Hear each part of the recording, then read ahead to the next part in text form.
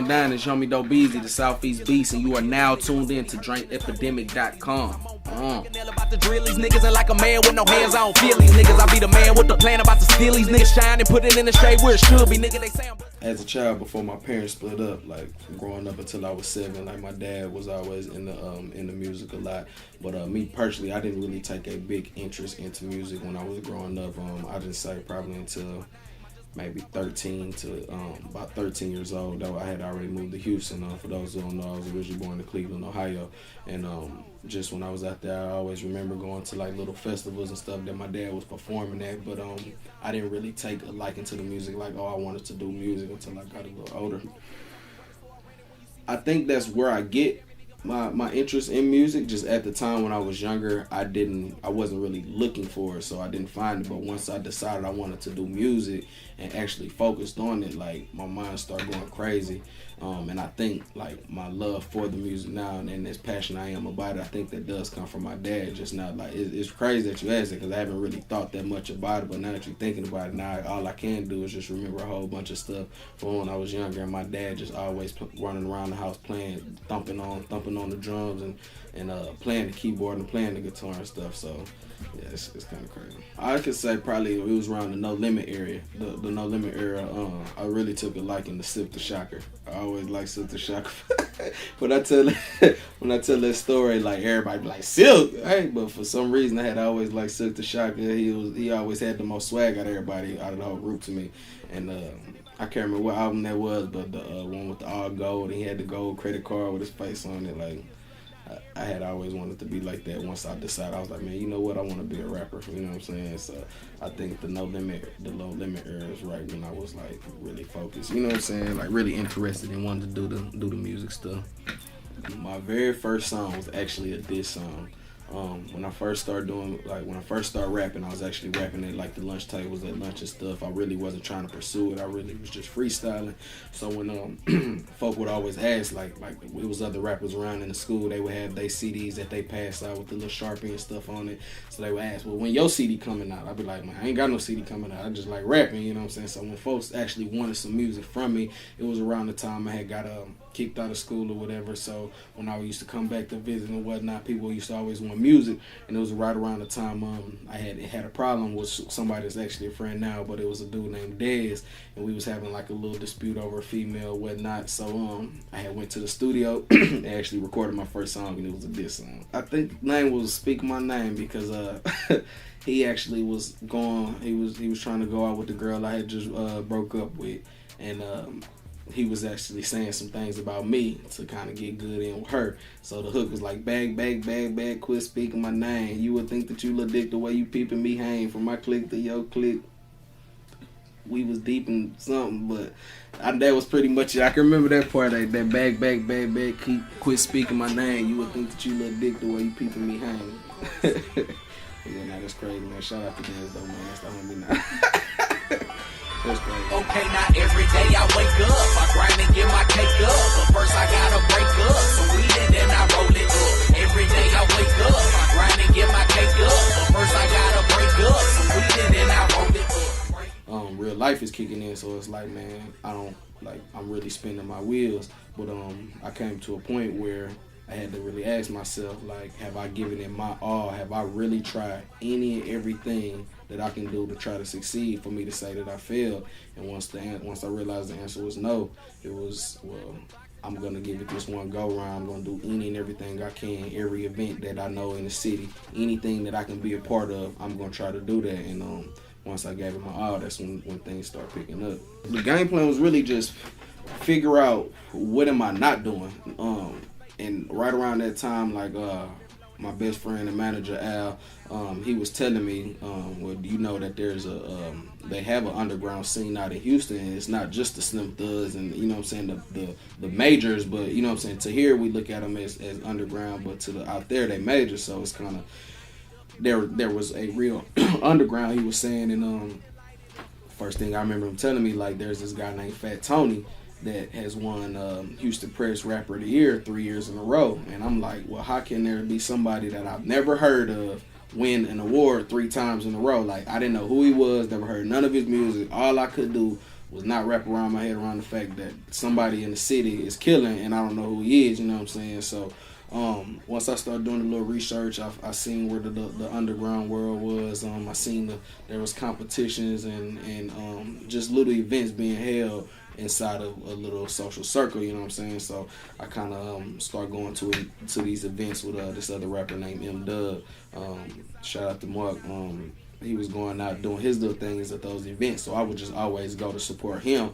But at the same time, I'm just sitting back peeping, looking at who everybody going to talk to, who is the person all the rappers going to talk to get their music to, or when it's their time to perform, who is the man pretty much. So after just sitting back and peeping, once I decided I wanted to go out there and showcase what I got, I just skipped all the middleman and just went straight to the source with everything. And I mean, that's pretty much how it kicked off. That was the game plan, was just to figure out who was the man, skip all the middleman, pretty much go to the source with everything, and then once I got that, just mash 100% with it. I still pretty much follow the same way. Like, if it's not broke, I'm not gonna fix it. I feel like that's where I gained the most, was doing it organically. I didn't go out there looking for an investor to pay for me to be here, or I didn't go out to try to find a cosign for somebody to say, that's my artist or anything like that. I think going out there and building those relationships with the people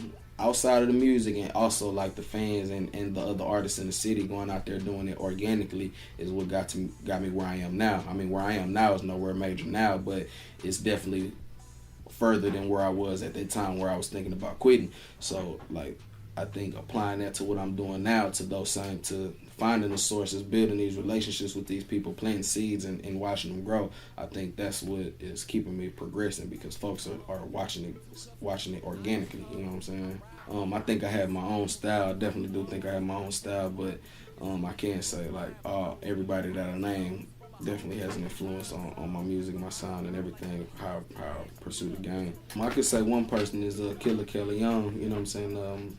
He's been around, he's seen a whole lot of shit in the game, and he was one of the first and only people to reach out to me when I was coming up. I mean, I'm still coming up, I don't mean that in no other way, but like, before all the attention and things start coming, he was one of the only people who reached out and showed me some things that I can learn from his mistakes before I even got into him.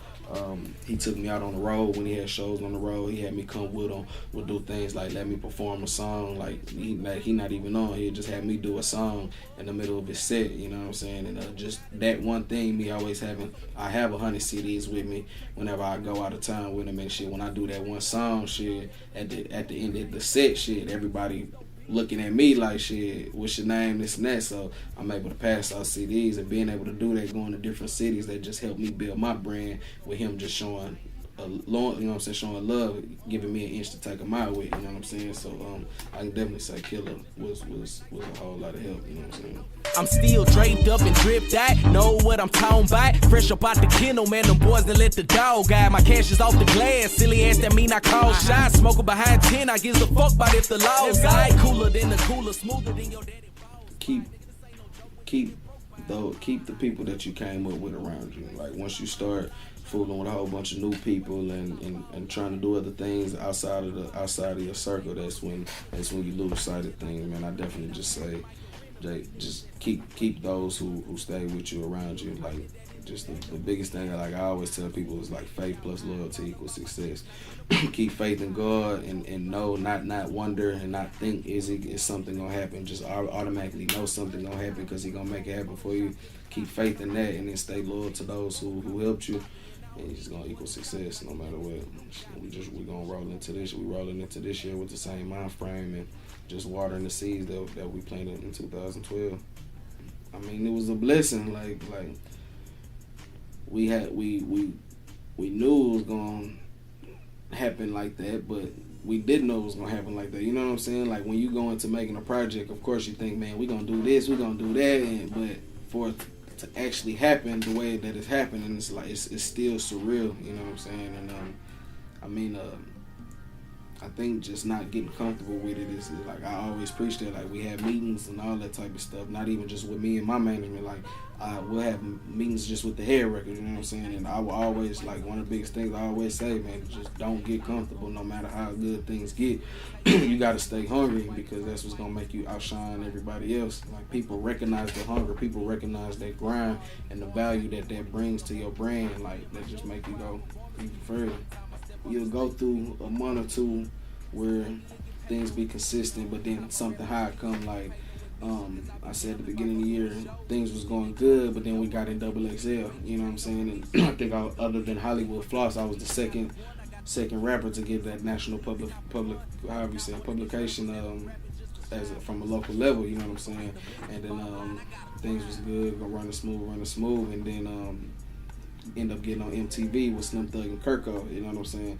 So it's just like I really can't just name one thing, but I think maybe for me, maybe the MTV might have been the biggest thing for 2012. I think the worst thing that happened for me, but it kind of helped, but the worst thing that happened for me was me building up this super big anticipation for my project to drop March 1st. And that hoe did not drop. It wasn't done. You know what I'm saying? Like, my part was done, but I had rushed the recording process and tried to rush the mixing. And like the night before, it just didn't come out how I wanted to. And I just was stuck with a decision to, should I drop it because I built so much anticipation about it, or should I just wait, take the right way, and just push it how it's supposed to?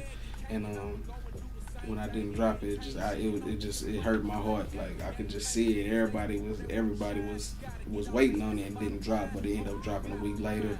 Bun ended up leaking the tweet on purpose. Of course, like, we planned that, but like, Bun ended up leaking the mixtape an hour before I planned it. You know what I'm saying? I came up with a strategy to sit there and be like, okay, well, it didn't drop this day, but next Thursday it's dropping that at noon. I promise you, noon. Plug it in their head and have Bun drop it at 11 o'clock. You know what I'm saying? Just little things like that. I think that ended up helping the project even more. But off the top of my head, that's what I can think. I can't even think of anything else, just because, like, 2012 was the best year of my life. Like, I can't think of anything really just negative that happened. Like, it was just so much love and positivity from the fans and just supporters. Everything was good. If you can think of something, let me know. I think the number one thing is just build relationships.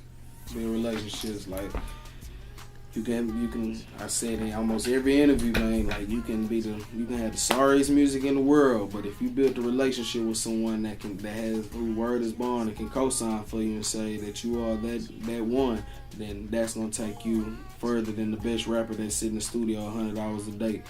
Not the fact that you make good music, that's just gonna take you over the top. You know what I'm saying?